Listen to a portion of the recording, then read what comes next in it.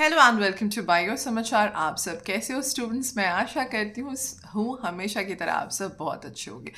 ये video specially हम उन बच्चों के लिए बना रहे हैं जिन्होंने 12th का एग्जामिनेशन पास आउट कर लिया है या वो इस साल 12th का एग्जामिनेशन के लिए अपेयर हो रहे हैं, जो इस साल के कॉमन यूनिवर्सिटी एंट्रेंस टेस्ट यानी कि CUET UG की प्रिपरेशन करने वाले हैं।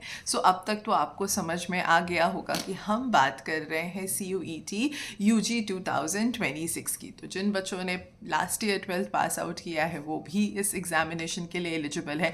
कई बार कन्फ्यूज़न होता है बच्चों को कि अगर हम ड्रॉपर हैं तो we are not eligible for the examination. तो मैं ये क्लियर कर दूं कि अगर आपने लास्ट ईयर ड्रॉप भी लिया था तो भी आप इस एग्जामिनेशन के लिए एलिजिबल हो। साथ ही साथ वो बच्चे जो इस साल 2026 में अपना 12th का बोर्ड एग्ज़ाम दे रहे हैं वो भी CUET 2026 के एग्जामिनेशन के लिए एलिजिबल हैं। अब ये CUET होता क्या है? तो इसको हम बोलते हैं कॉमन यूनिवर्सिटी एंट्रेंस टेस्ट।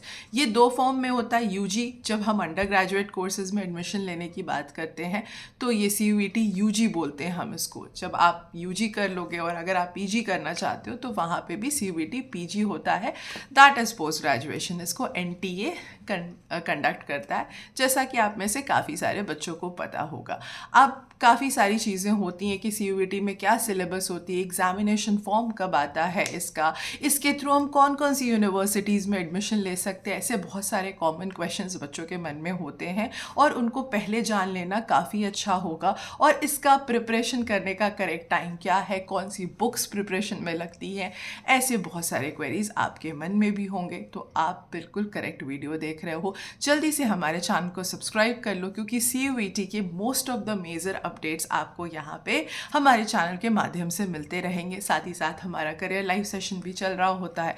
अगर आप कोई भी करियर रिलेटेड कंफ्यूजन में हो तो आप हमसे पूछ सकते हो। Last year also we have help thousand of students in taking admission through CUET examination, that was CUET 2025. Same vice versa, this year also we will do for Delhi University, BHU, Delhi Technological University and many more, जहाँ पे भी CUET के scores eligible होंगे।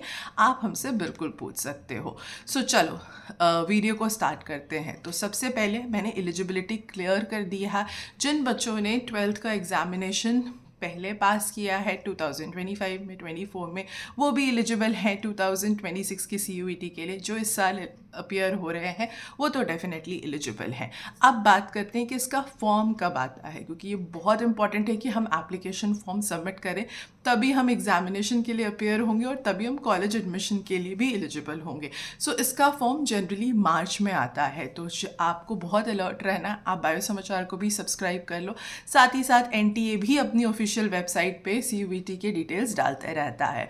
हम आपकी definitely मदद करेंगे। तो मार्च में ये एप्लीकेशन ओपन होता है, जिसमें आपको अपनी सारी पर्सनल डिटेल फिल करनी पड़ती है और यहाँ पे अपार ID का होना कंपलसरी है। तो जिन बच्चों के पास नहीं है जल्दी से बनवा लो। आधार कार्ड भी होना कंपलसरी है। वो सारी लॉजिस्टिक डिटेल्स देख लो। इसमें आपके सारी पर्सनल डिटेल्स आएंगी, जैसे कि आपका नाम, आपके माता पिता का नाम, आपके स्कूल का नाम, आपने कौन कौन से कोर्सेज सेलेक्ट करे हैं 12th में, आप किस साल, आप अगर पास आउट हो तो आपका रिजल्ट आएगा, अगर अपियरिंग हो तो वो सारी डिटेल्स आएंगे। ये सारी डिटेल्स आपको बहुत ध्यान से भरने होते हैं और साथ में एक ऑफिशियल ID भी होती है जहाँ पे आप अपना आधार कार्ड अपडेट कर सकते हो। ये सारी डिटेल्स बहुत इंपॉर्टेंट होती हैं, बिकॉज एग्जामिनेशन में कोई मिसमैच नहीं होना चाहिए आइडेंटिटी रिलेटेड। तो इसका भी आपको काफ़ी ध्यान रहता है। सेकेंड एस्पेक्ट है, मार्च में एप्लीकेशन आ गया, एप्लीकेशन फिल कर दी, तैयारी कब से शुरू करनी चाहिए, कौन से बुक्स को रेफ़र करना चाहिए, सिलेबस क्या होता है, और अगर हम कौन से एरिया डोमेन के बच्चे हैं तो हमको कौन कौन से सब्जेक्ट सेलेक्ट करनी चाहिए। सबसे पहले एलिजिबिलिटी क्लियर है। एग्जामिनेशन फॉर्म मार्च में आएगा। आपको अपनी पर्सनल डिटेल्स फिल करनी है जो आप सबके पास होता है, और अगर जो चीज़ें नहीं है उसको अपडेट करवा लो, बनवा लो, और स्कूल भी आपकी इन चीज़ों में मदद करेगा डॉक्यूमेंटेशन में। तो पहले से रेडी करके रख लेना। सेकेंड एस्पेक्ट, CUET में एक बहुत कन्फ्यूज़न होता है बच्चों को कि कौन से सब्जेक्ट डोमेन्स हमें सेलेक्ट करने हैं। कई बार क्या होता है आपके जो सब्जेक्ट 12th में आपने नहीं लिए हुए हैं वो भी आप सेलेक्ट कर लेते हो, तो आपको कॉलेज एप्लीकेशन में प्रॉब्लम आती है। ये दिखते बहुत सिंपल हैं बट ये छोटी छोटी चीज़ें कॉम्प्लिकेटेड हो जाती हैं।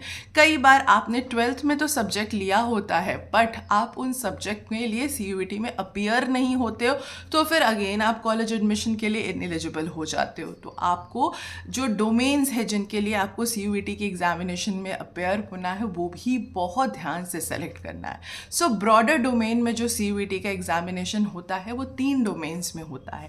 फर्स्ट डोमेन है जो लैंग्वेज है, जिसमें आपको इंग्लिश, हिंदी, जो भी लैंग्वेजेस ऑप्शन होते हैं, संस्कृत, ये अवेलेबल होते हैं। ये आप चेक कर सकते हो, CUET के ऑफिशियल वेबसाइट का लिंक हम वीडियो पे दे देंगे।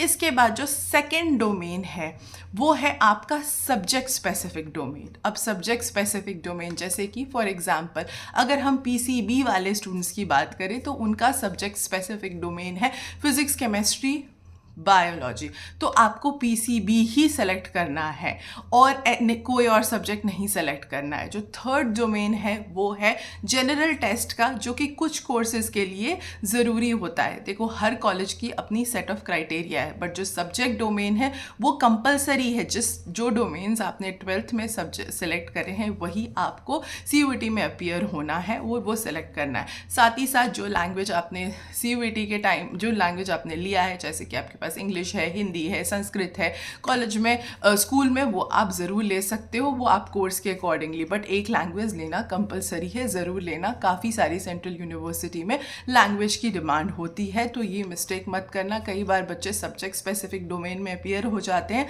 लैंग्वेज नहीं सेलेक्ट करते। आप टोटल 5 सब्जेक्ट सेलेक्ट कर सकते हो, जिसमें से 3 आपका सब्जेक्ट स्पेसिफिक डोमेन हो गया, एक लैंग्वेज है, एक आपके पास जनरल GT का ऑप्शन है, जनरल टेस्ट का ऑप्शन। सो ये सब कोर्सेज के लिए कंपलसरी नहीं है। आपको चेक करना है कि आप जिस कोर्स में एडमिशन लेना चाहते हो क्या उसमें GT की डिमांड है या नहीं है।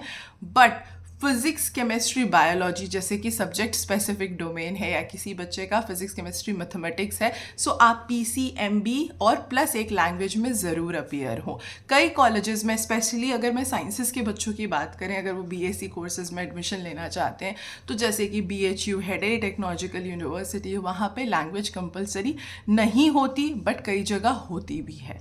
सो आपके लिए सेफ़र ऑप्शन है कि आप डोमेन भी सेलेक्ट करो, लैंग्वेज भी, एक लैंग्वेज ज़रूर एक लैंग्वेज में अपीयर हो। जैसे कि आपको मैं बताती हूँ, JNU का एक कोर्स है BSc इन आयुर्वेदिक साइंसेस, तो वहाँ पे PCB वाले बच्चे एलिजिबल हैं, बट वहाँ पे अगर जिस किसी स्टूडेंट के पास संस्कृत लैंग्वेज में उसने CUET का एग्जामिनेशन क्वालिफाई किया होगा वही एलिजिबल हो पाएगा। तो ये छोटी छोटी क्राइटेरियाज आपको कई बार कॉलेज क्राइटेरिया से आउट कर देती हैं। सो आपको बिल्कुल ध्यान से देखना है कि आप जिस कोर्स में एडमिशन लेना चाहते हो उस कोर्स की एलिजिबिलिटी क्राइटेरिया क्या है, जिस कॉलेज में लेना चाहते हो वो उनका क्या डिमांड है। बट स्टिल जनरल रिकमेंडेशन यही है कि एक्सेप्ट मैनेजमेंट कोर्सेज जहाँ पे आपको जनरली GT की ज़रूरत होती है, और बट अगर आपका नहीं है तो आप सब्जेक्ट स्पेसिफिक डोमेन और लैंग्वेज तो लो ही लो। और अगर आप ब्रॉडर रखना चाहते हो अपने डोमेन ऑप्शन को कि मैं अदर कोर्सेज के लिए भी एलिजिबल हो पाऊँ, तो आप 3 सब्जेक्ट स्पेसिफिक डोमेन ले लो, एक लैंग्वेज ले लो, whether it is English, Hindi. English is mostly suggested because maximum courses की डिमांड होती है। अगर कोई स्पेसिफिक कोर्स सिलेक्शन नहीं है आपका, इंग्लिश या हिंदी में से एक लैंग्वेज ले लो और उसके साथ साथ GT के लिए भी अपेयर हो जाओ। But specially for sciences student I will say that कि आप सब्जेक्ट स्पेसिफिक डोमेन और एक लैंग्वेज से भी सेफर साइड होते हो। अब थर्ड इम्पॉर्टेंट पॉइंट आती है कि बच्चे जनरली ये सोचते हैं कि हम बोर्ड के एग्जामिनेशन के बाद ईजिली CUET की प्रिपरेशन कर लेंगे। सो क्या ये करेक्ट ट्रैक है? पहले तो हमारा बोर्ड ही नहीं संभल रहा होता है, फिर CUET अगेन। सो ऐसा नहीं होना चाहिए। आपको स्टार्टिंग से ही प्रिपरेशन शुरू करनी चाहिए। बस एप्लीकेशन के लिए विजिलेंट रहो, वो मार्च में आता है और इसके लिए आपको अलग से कुछ प्रिपरेशन करने की ज़रूरत नहीं है। जो आपका NCERT है, जिस सब्जेक्ट के भी डोमेन में आप प्रिपेयर हो रहे हो, उस NCERT को आप अच्छे से कवर करो। और when I am talking about NCERT, 11 12 दोनों की NCERT की बात कर रही हूँ। तो मोस्टली जो PCM PCB वाले बच्चे हैं वो तो कॉम्पिटिटिव एग्जामिनेशन की तैयारी कर ही रहे होते हैं, चाहे वो JEE की तैयारी कर रहे हो या नीट की तैयारी कर रहे हो। सो उनके लिए CUET थोड़ा ईजी होता है, बिकॉज अगर you are already studying NCERT books for your competitive exam examination, तो आपके लिए यहाँ पे क्या है, सिर्फ फॉर्म भर दो तो आप अच्छा स्कोर कर पाओगे। बट जो नॉन साइंसेस के स्टूडेंट्स हैं वो नहीं उतना प्रिपरेशन अगर किसी कोर्सेज़ के लिए कर रहे हैं, सो फिर वहाँ पे प्रॉब्लम आती है। तो आपको भी अपनी एनसीईआरटी को मास्टर करना है। कोई भी इस तरह के वेग उसमें मत जाओ कि कोई मार्केट में जो बुक्स हैं उसके थ्रू ही अवेलेबल होगा। हाँ, क्वेश्चन बैंक्स हैं आपके पास available, but the best suggested option is NCERT. Follow NCERT, that's the best book. कुछ फैंसी प्रिपरेशन की ज़रूरत नहीं है। अगर आपने एनसीईआरटी मास्टर कर लिया तो बहुत अच्छा हो जाएगा। बट कुछ छोटी छोटी चीज़ें हैं जिनका आपको ध्यान रखना है। वो छोटी चीज़ें यही हैं कि आपको जो कोर्स सेलेक्ट करना है, जो एनसीईआरटी के टाइम पे आपको सब्जेक्ट ऑप्शन सेलेक्ट करना है, वो कोर्स से अलाइन होना चाहिए। जो आपने कोर्सेज 12th में लिए वो उससे अलाइन होने चाहिए। यहाँ पे आपको बिल्कुल भी मिस्टेक नहीं करनी है। फॉर्म फिल करते वक्त अपना नाम का ध्यान रखो। काफ़ी बच्चे ये करते हैं कि नेम की स्पेलिंग मिस्टेक कर देते हैं, तो जो वो प्रॉब्लम आती है, आपका नेम के स्पेलिंग अगर मिस्टेक है, आपकी स्कूल की रजिस्ट्रेशन में कुछ और है, आपके 12th के जो पासिंग सर्टिफिकेट में कुछ और नेम आएगा, आपकी सीयूईटी एप्लीकेशन में कुछ और नेम आएगा, तो वो मिसमैच का केस होगा। डॉक्यूमेंट वेरिफिकेशन के टाइम क्वालिफाई करने के बाद भी आउट हो जाओगे। So be careful in filling the application form, be vigilant about the application form. Examination की प्रिपरेशन के लिए अपने एनसीईआरटी बुक्स आर रिकमेंडेड, चाहे आप किसी भी डोमेन की प्रिपरेशन कर रहे हो। The best option is that कि आप सब्जेक्ट डोमेन्स के साथ एक लैंग्वेज के लिए ज़रूर अपेयर हो। और अगर आप किसी पर्टिकुलर कोर्स में एडमिशन लेना चाहते हो जहाँ जीटी भी डिमांड है, तो वो आप सेलेक्ट कर सकते हो। So this is all about जो एग्जामिनेशन होती है वो 60 मिनट्स की होती है। वहाँ पे हर एक करेक्ट क्वेश्चन के लिए आपको 5 मार्क्स मिलता है, हर एक निगेटिव के लिए -1 होता है, जो कि डेफिनेटली है, ऑब्वियस है। सो इतना डिफिकल्ट कुछ नहीं। अगर आपने एनसीईआरटी को मास्टर कर लिया, फॉर्म एप्लीकेशन सही से भरा, try to score good, fill the form, multiple choices option होंगे। अगर आपको सब्जेक्ट डोमेन का आइडिया होगा, एनसीईआरटी अच्छे से पढ़ा होगा, तो आप बहुत अच्छा स्कोर कर पाओगे। अब सबको पता हो गया है कि सीयूईटी के थ्रू आपको 200 यूनिवर्सिटीज़ में एडमिशन लेने का मौका मिलता है in different courses across India. So across India government private colleges are accepting CUET score. इस बेसिस पे आपको कई जगह स्कॉलरशिप्स भी मिलते हैं, तो बहुत अच्छे से प्रिपरेशन करो। सीयूईटी बहुत अच्छा एग्जामिनेशन, इससे आपको काफ़ी सारे universities, central university like Delhi university, Banaras Hindu university, Aligarh Muslim university, Allahabad university जैसे कॉलेजेस, दिल्ली टेक्नोलॉजिकल यूनिवर्सिटी जैसे कॉलेजेस में एडमिशन मिलने का मौका मिलता है। और इसके साथ साथ प्राइवेट यूनिवर्सिटीज़ में भी एडमिशन मिलता है, जहाँ पे आपको स्कॉलरशिप वाला ऑप्शन मिल सकता है। इसके साथ साथ ICAR, Indian Council of Agriculture Research के भी काफ़ी सारे कॉलेजेस सीयूईटी के स्कोर एक्सेप्ट करते हैं। तो in short, CUET scores are nationally acceptable in most of the UG courses except some technical courses जिनके लिए कुछ specific examination होती हैं। सो अगर आपको इसके रिलेटेड कुछ भी क्वेरी है जो कि हमने वीडियो में मिस कर दिया, तो do comment us. We will closely monitor the CUET 2026। तो अभी से चैनल को फॉलो कर लो। और हमारी लाइव सेशन स्टार्ट हो चुकी हैं, जो कि मंडे टू फ्राइडे 8 to 9 के बीच में होती हैं, और संडे को 12:15 से लेके 1:15 PM के बीच में होती हैं। तो आपकी कोई भी क्वेरीज है, so do comment and don't forget to start studying NCERT. और अगर आपको किसी पर्टिकुलर टॉपिक में कन्फ्यूजन है, स्पेशली फॉर PCB वाले स्टूडेंट, बिकॉज हम अपने चैनल पे हम मोस्टली PCB के स्टूडेंट्स के कंटेंट डालते हैं, और मेरा पर्सनल बैकग्राउंड भी PCB का है। सो आप हमसे बहुत खुल के क्वेश्चन पूछो, और आपको कोई कोर डोमेन में प्रॉब्लम आ रही है, सो उसके लिए भी we are there. But for non science student, again we are there for you as well, because CUET के रिलेटेड सारे अपडेट्स आपको बायो समाचार पे ज़रूर मिलेंगे। Last year also we help 1000 of student, this year again we will do the same, and we wanted to reach across India. So don't forget to follow the channel and recommend this channel to your coaching center and school students as well. So see you for all you in the career live session. Stay tuned with Bio Samachar. Thank you.